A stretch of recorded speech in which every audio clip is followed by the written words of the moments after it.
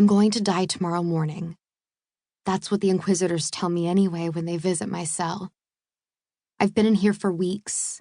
I know this only because I've been counting the number of times my meals come. 1 day, 2 days, 4 days, a week, 2 weeks, 3. I stopped counting after that. The hours run together, an endless train of nothingness, filled with different slants of light and the shiver of cold, wet stone, the pieces of my sanity, the disjointed whispers of my thoughts.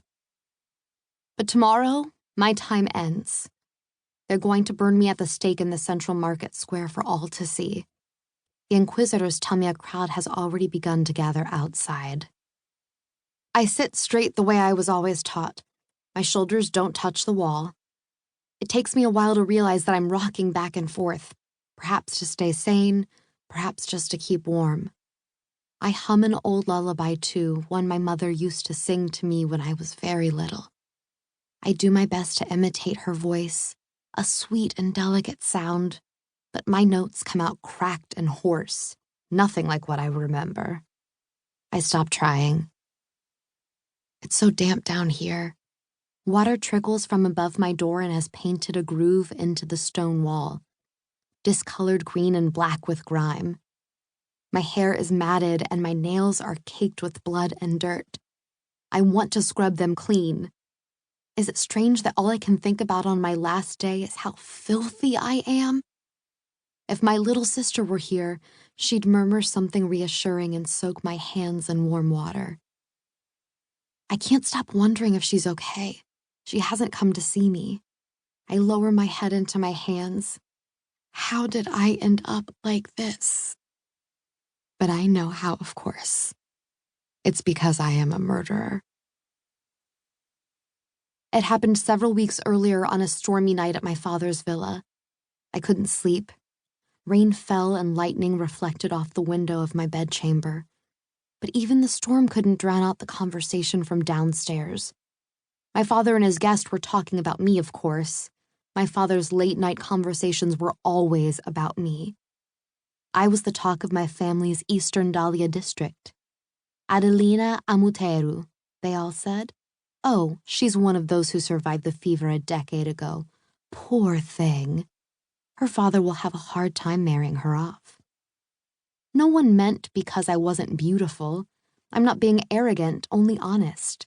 My nursemaid once told me that any man who'd ever laid eyes on my late mother was now waiting curiously to see how her 2 daughters would blossom into women.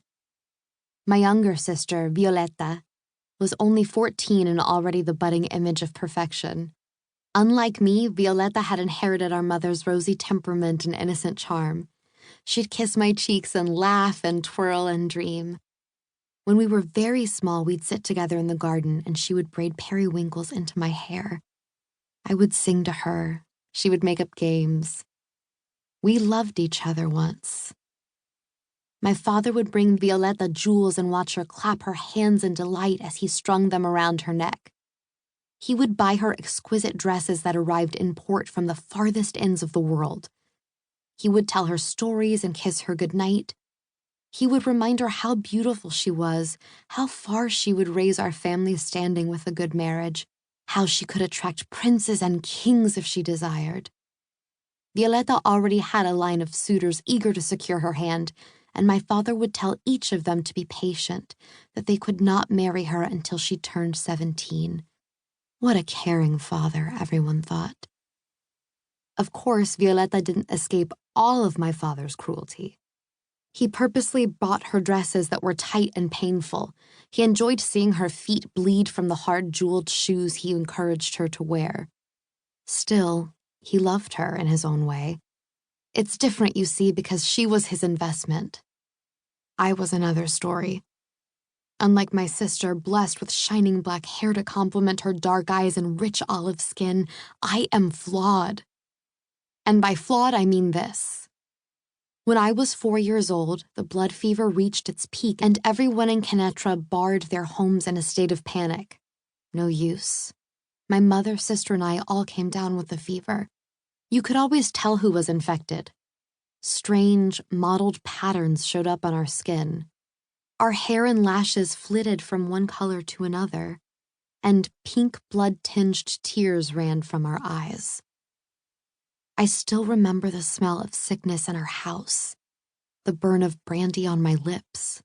My left eye became so swollen that a doctor had to remove it. He did it with a red-hot knife and a pair of burning tongs. So yes, you could say I'm flawed. Marked. A malfetto.